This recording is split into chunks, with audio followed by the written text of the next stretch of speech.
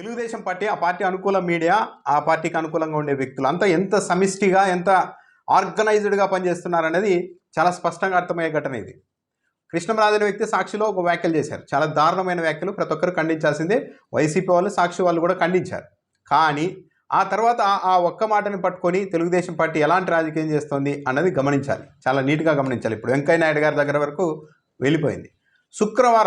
గత వారం శుక్రవారం సాక్షి మీడియాలో, సాక్షి డిబేట్లో కృష్ణంరాజు ఆ వ్యాఖ్యలు చేశారు. First Telugu Desam party social media రంగంలోనికి దిగింది శనివారం ఉదయమే. అది శుక్రవారం అంటే మొదలెట్టారు, శనివారానికి ఒక మొత్తం బాగా ఎక్స్పోజ్ చేశారు. శనివారం అంతా సోషల్ మీడియా రంగంలోనికి దిగింది. ఆ తర్వాత ఫేజ్లో మెయిన్ స్ట్రీమ్ మీడియా వచ్చేసింది. ఇక శనివారం రాత్రి పెద్ద ఎత్తున దీని మీద డిబేట్లు పెట్టేశారు. ఇంకా ఇప్పటికీ కూడా డిబేట్లు, ఈరోజు ఉదయం కూడా దాని మీదే డిబేట్లు నడుపుతూ ఉన్నారు. పత్రికల రంగంలోనికి దిగాయి. నిజానికి కృష్ణంరాజు చేసిన ఆ వ్యాఖ్యని మళ్ళీ తలుచుకోవడానికి, రిపీట్ చేయడానికి ఎవరు కూడా ఇష్టపడరు, కాస్త ఇది ఉన్నవాళ్ళు. కానీ పత్రికల్లో మాత్రం ఆ పదాన్ని మళ్ళీ రాసుకొని మరి వీళ్ళు అన్నారు కృష్ణంరాజు అంటూ మాట్లాడడం మొదలుపెట్టారు. ఇది ఫేజ్ 3. ఈరోజు కూడా, ఇంకా ఈరోజు అయితే పత్రికల్లో రాష్ట్ర వ్యాప్తంగా మహిళలంతా ఆ వ్యాఖ్యలకు వ్యతిరేకంగా ఉద్యమాలు చేసేందుకు సిద్ధమయ్యారు, నిరసన కార్యక్రమాలు చేస్తూ ఉన్నారంటే పెద్ద ఎత్తున పేజీలు వార్తలు కూడా రాసుకున్నారు. ఇక్కడికి ఒక ఎత్తు అయితే శుక్రవారం జరిగింది. శనివారం అందరికీ అర్థమైపోయింది, పెద్ద బ్లాస్ట్ అయింది. మరి స్పందించాలనుకుంటే పెద్ద వాళ్ళంతా ఆ రోజే ట్వీట్ చేయొచ్చు కదా, ఆ రోజే ఖండించవచ్చు కదా, శనివారమే. అలా చేయలేదు. ఎందుకంటే ఈ అంశాన్ని విధిపరీతంగా ఇంకా సజీవంగా ఉంచి వీలైనన్ని రోజులు దీని మీదే ఈ రాష్ట్ర ప్రభుత్వాన్ని, ఈ రాష్ట్రంలోని ప్రజల్ని దీని మీదే ఫోకస్ ఉండేలా చేయాలన్నది వాళ్ళ టార్గెట్. ముఖ్యమంత్రి చంద్రబాబు నాయుడు గారు ఆదివారం మధ్యాహ్నం ట్వీట్ చేశారు. ఇది శుక్రవారం జరిగితే శనివారం అందరికీ అర్థమైపోయినా సరే, ఆదివారం మధ్యాహ్నం ముఖ్యమంత్రి చంద్రబాబు నాయుడు 1 గంట సమయంలో ట్వీట్ చేశారు.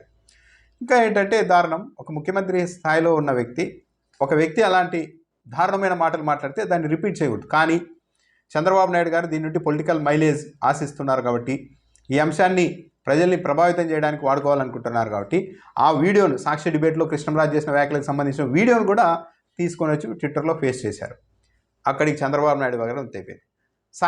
ఆదివారం సాయంత్రానికి పవన్ కళ్యాణ్ గారు రంగప్రవేశం చేశారు. ఆయన కూడా ట్వీట్ చేశారు. ఆయన ఇంకా కృష్ణంరాజు అనే వ్యక్తికి సంబంధించిన మాటే వాళ్ళలేదు, వైసీపీ ఛానల్ అని. అంటే వాళ్ళ టార్గెట్ అంతా కృష్ణంరాజు గారు, దీన్ని వైసీపీకి రుద్దాలి రాజకీయంగా అనేది. దాంతో కృష్ణంరాజు అనే పేరు వెళ్ళిపోయింది పక్కకి. ఇప్పుడంతా సాక్షి, జగన్మోహన్ రెడ్డి, వైఎస్ భారతి ఈ లెవెల్కి వచ్చేశారు. ఎంత ప్లాన్డ్గా ప్రజల్ని డైవర్ట్ చేస్తున్నారు చూడండి. ఒక వ్యక్తి ఒక డిబేట్లో హఠాత్తుగా లైవ్లో అన్నారు, అది దానికి ఛానలు బాధ్యత, ఎవరికి సంబంధం లేని అంశాలు. కానీ దాన్ని ఇప్పుడు కృష్ణంరాజు అనే వ్యక్తిని పక్కన తోసేసి వైసీపీకి, సాక్షికి రుద్దే ప్రయత్నం చేస్తూ ఉన్నారు. కానీ పవన్ కళ్యాణ్కి మాత్రం సోషల్ మీడియాలో చాలా గట్టిగానే కౌంటర్లు పడుతూ ఉన్నాయి. ఏది, రోజాను ఉద్దేశించి అత్యంత జుగుప్సాకరంగా తెలుగుదేశం పార్టీ ఎమ్మెల్యే బండారు సత్యనారాయణమూర్తి చేసినప్పుడు మీరు ఎక్కడున్నారు పవన్ కళ్యాణ్ గారు అంటూ, కిరా కార్పి అత్యంత నీచంగా వైసీపీలోని ఆడవాళ్ళ గురించి మాట్లాడుతున్నప్పుడు మీరేం చేశారు? నారా లోకేష్ మా అమ్మను అవమానించావు, గుర్తుపెట్టుకుంటాను మీరే చెప్పారు కదా, మరి వాళ్ళతోనే కలిసిపోయారు కదా, మళ్ళీ మీకు ఇప్పుడు మహిళల గురించి కొత్తగా మాట్లాడేది ఏముంటుంది అని ఇంకొందరు ప్రశ్నిస్తున్నారు పవన్ కళ్యాణ్. ఏబిఎన్ డిబేట్లో ఆ కిరా కార్పి అతన్ని కూర్చోబెట్టి, ఆ సీమరాజు అనే వ్యక్తిని కూర్చోబెట్టి మహిళల పట్ల చేసిన ఆ డిబేట్లలో చేసిన వ్యాఖ్యలకు సంబంధించిన వీడియోలను కూడా ట్విట్టర్లో, పవన్ కళ్యాణ్కి సంబంధించిన ట్విట్టర్లో కామెంట్ రూపంలో నిర్ణయాలు పెడుతున్నారు. ఇప్పుడు పవన్ కళ్యాణ్ గారు అయిపోయారు, చంద్రబాబు నాయుడు గారు అయిపోయారు, అంతా అయిపోయారు. కానీ దీన్ని ఇంకా కొద్ది రోజులు సజీవంగా ఉంచాలి అని అనుకుంటున్నారేమో. అంటే అలా అనుకోని చేశారని అయితే నేను అనడం లేదు. కానీ ఈరోజు శుక్రవారం ఘటన జరిగితే, ఈరోజు సోమవారం, ఈరోజు ఉదయం మాజీ ఉపరాష్ట్రపతి వెంకయ్య నాయుడు గారు ట్వీట్ చేశారు దీని మీద. వెంకయ్య నాయుడు గారు అయితే ఒక హుందాగా ఒక అంశాన్ని అయితే ఆయన అభినందించాలి, మెచ్చుకోవాలి. కృష్ణంరాజు చేసింది అత్యంత జుగుప్సాకరమైన వ్యాఖ్యలే, దానిని రిపీట్ చేయకూడదు. కానీ తెలుగుదేశం పార్టీ వాళ్ళు, మీడియా వాళ్ళంతా రిపీట్ చేయడం ద్వారా దాన్ని పొలిటికల్గా మలుచుకొని ఏదో లాభం పొందాలన్నట్టుగా మాట్లాడుతున్నారు. కానీ వెంకయ్య నాయుడు గారు అయితే ఆ ట్వీట్లో ఆ కృష్ణంరాజు చేసిన వ్యాఖ్యలను అయితే మళ్ళీ రిపీట్ చేయలేదు. జుగుప్సాకరమైన వ్యాఖ్యలు తీవ్రంగా ఖండించాలి, కఠినమైన చర్యలు తీసుకోవాలి అని చెప్పారు. కాకపోతే వెంకయ్య నాయుడు గారు దీన్ని కంప్లీట్గా మళ్ళీ అమరావతి రైతుల మీదకి మళ్ళీ చేసినట్టుగా ఉన్నారు. మరి కమ్యూనికేషన్ గ్యాపో లేకుంటే ఎందుకు జరుగుతుందో కానీ ఇదంతా అమరావతి రైతుల్ని, భూములు ఇచ్చిన అమరావతి రైతుల్ని ఉద్దేశించి వ్యాఖ్యలు చేసిన వాళ్ళని అంటూ పెట్టారు. అమరావతి రైతుల్ని అయితే అనలేదు, అతను ఏదో జనరల్గా అనేసాడు, అక్కడ తప్పు అది ఎవరినైనా కూడా. కానీ దీన్ని మళ్ళీ అమరావతి రైతుల దగ్గరికి తీసుకొని వస్తున్నారు. మరి కమ్యూనికేషన్ గ్యాప్ వల్ల జరుగుతుందో ఏమో కానీ వెంకయ్య నాయుడు గారు కూడా ఇలాగే ట్వీట్ చేశారు, చాలా ఆలస్యంగా, అంటే ఇంకా సజీవంగా. మళ్ళీ ఈరోజు సాయంత్రం వెంకయ్య నాయుడు గారు కూడా స్పందించారని చెప్పి మళ్ళీ ఈరోజు సాయంత్రం కూడా డిబేట్లు పెట్టే అవకాశం ఉంటుంది. అయితే వెంకయ్య నాయుడు గారి ట్వీట్ల మీద కూడా నెటిజన్లు కామెంట్ల రూపంలో చాలా ఘాటుగానే స్పందిస్తూ ఉన్నారు. సెలెక్టివ్గానే మీరు ఎందుకు స్పందిస్తారు సార్ అని కూడా ప్రశ్నిస్తున్నారు. ఇదే తెలుగుదేశం పార్టీ నాయకులు బండారు సత్యనారాయణమూర్తి కావచ్చు, చింతకాయల అయ్యన్న పాత్రుడు కావచ్చు, బచ్చుల అర్జునుడు కావచ్చు, హోంమంత్రి కావచ్చు, గతంలో వీళ్ళంతా జగన్మోహన్ రెడ్డి గురించి, జగన్మోహన్ రెడ్డి సతీమణి గారి గురించి, రోజా గురించి, లక్ష్మీ పార్వతి గురించి, వైసీపీలోని మహిళల గురించి, చిత్ర పరిశ్రమలోని ఆడవాళ్ళ గురించి మీడియాలో అత్యంత దారుణంగా మాట్లాడినప్పుడు ఏ రోజు కూడా మీరు స్పందించలేదు, ఏ రోజు కూడా మీరు ఖండించలేదు. ఈరోజు హఠాత్తుగా ఎందుకు వచ్చి ఖండిస్తూ ఉన్నారు? ఖండించడాన్ని మేము స్వాగతిస్తూ ఉన్నాం. కానీ ఇకపైనైనా సరే ఎవరు ఏ పార్టీలోని ఆడవాళ్ళనైనా సరే, ఏ పరిశ్రమకు సంబంధించిన ఆడవాళ్ళనైనా సరే కించపరిచే వాళ్ళు ఎవరైనా సరే వాళ్ళ వ్యాఖ్యల్ని కూడా ఖండించండి వెంకయ్య నాయుడు గారు. అప్పుడే మీరు గౌరవప్రదంగా ఉంటుంది, రాష్ట్రానికి కూడా మంచిది. మీలాంటి వాళ్ళు స్పందించాలి. కాకపోతే స్పందించేది సెలెక్టివ్గా ఏదో ఒక అంశం మీదే కాకూడదు. ఇలాంటి తప్పులు ఎవరు చేసినా వాటిని ఖండిస్తూ వాళ్ళ మీద చర్యలు తీసుకోవాలి అని డిమాండ్ చేస్తూ మీరు ఇలాగే స్పందిస్తూ ఉండండి అని కూడా వెంకయ్య నాయుడు గారిని నెటిజన్లు పెద్ద ఎత్తున విజ్ఞప్తులు కూడా చేస్తున్నారు. కాకపోతే వెంకయ్య నాయుడు గారు ఇదివరకు ఎప్పుడూ కూడా ఇలాంటి వాటి మీద స్పందించేది లేదు.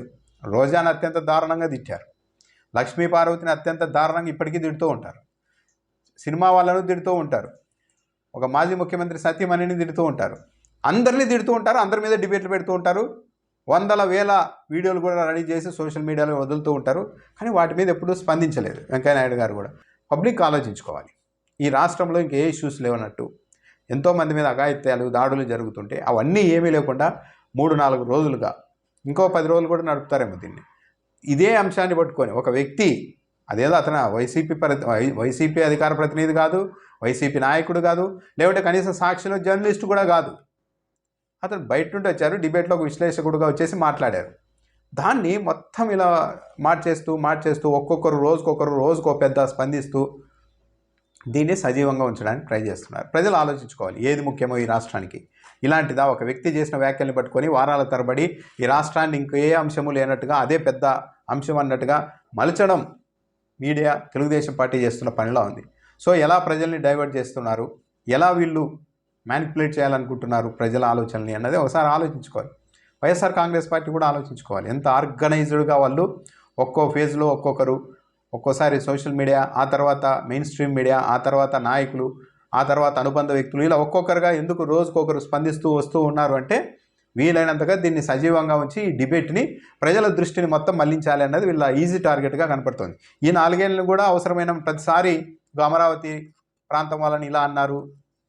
ఇంకా నెక్స్ట్ ఫేజ్లో అమరావతి ప్రాంతం ఉండదు, అమరావతి రైతులను అవమానించారంటారు, జర్నలిస్ట్ కృష్ణంరాజు పేరు ఉండదు, సాక్షి మీడియాలో జగన్మోహన్ రెడ్డి, వైఎస్ భారతిని అనిపించారు అని ఇలా ఫేజులు దాటుకుంటూ తీసుకెళ్తూ ప్రజల్ని చివరికి నిజంగా జగన్మోహన్ రెడ్డి అనిపించేశారేమో అన్న ఒక భ్రాంతికి లోన్ చేయాలన్న ప్రయత్నాలు అయితే వీళ్ళు తప్పకుండా చేస్తారు. పబ్లిక్ ఆలోచించుకోవాలి. ఎక్కడికి ప్రభుత్వం, అధికార పార్టీ ఎలా ఏ అంశాన్ని ప్రాధాన్యత ఇస్తూ ప్రజల్ని డ్రైవ్ చేయాలనుకుంటుందో ఒకసారి పబ్లిక్కే ఆలోచించుకోవాలి.